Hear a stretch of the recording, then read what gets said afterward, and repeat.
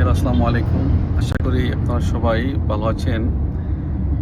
আসলে খুব ব্যস্ততার মধ্যেও যদিও অনেক দূরে আছি, ব্যস্ত থাকি তারপরেও দেশের রাজনীতি, নির্বাচন, দেশের স্ট্যাবিলিটি, দেশের আপনার মানুষের কথা আসলে আমরা ভুলে থাকতে পারি না। এইজন্য অনেক ব্যস্ততার মধ্যে থেকেও মাঝে, মাঝে কিছু লেখার চেষ্টা করি, কিছু বলার চেষ্টা করি।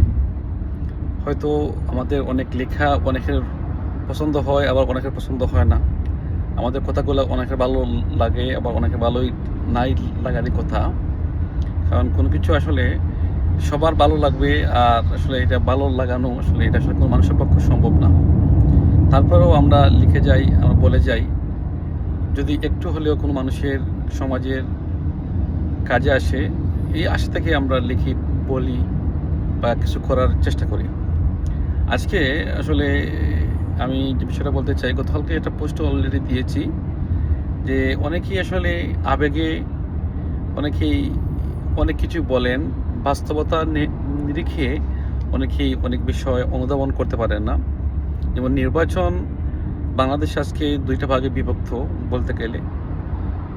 যে যদি আপনি ২টা ভাগের কোনো একটা পক্ষে থেকে একজোট হয়ে নির্বাচন করতে না পারেন, তাহলে আপনি হেরে যাওয়ার সম্ভাবনাটাই খুবই বেশি।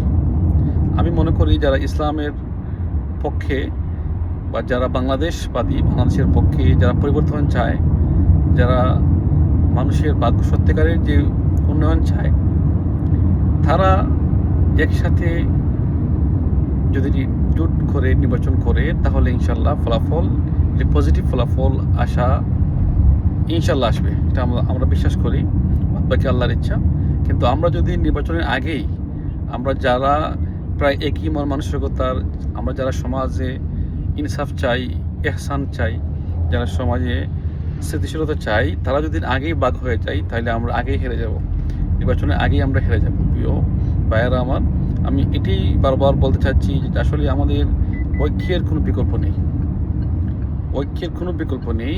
যতক্ষণ পর্যন্ত ঐক্য না হওয়া যাবে, সম্মিলিতভাবে নির্বাচন করা না যাবে, ততক্ষণ পর্যন্ত আমাদের সফলতাটা কেমন আসবে এটা আসলে বলাই যায় না। এটা আপনারাই ভালো জানেন।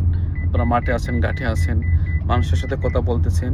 সাধারণ মানুষ চায় যে যারা ইসলামের শক্তি, যারা ইনসাফ চায়, তারা যাতে একসাথে একটা বক্সে তারা নির্বাচন করে, যাতে একটাই বক্সে মানুষে ভোট দিতে পারে। তাই আমি মনে করি হানাহানি, বিভেদ, হিংসা বিদ্বেষ, কুৎসা একে অপরের বিরুদ্ধে না রটিয়ে আমরা ঐক্যের জন্য যতটুকু সম্ভব প্রচেষ্টা চালিয়ে যাই। আমরা যাতে ঐক্যবদ্ধভাবে নির্বাচন করতে পারি, তাহলে ইনশাআল্লাহ আমাদের একটা ফলাফল, রেজাল্ট আসবে। সেই প্রত্যাশা ব্যক্ত করে আমি কথা শেষ করছি। আল্লাহ হাফিজ।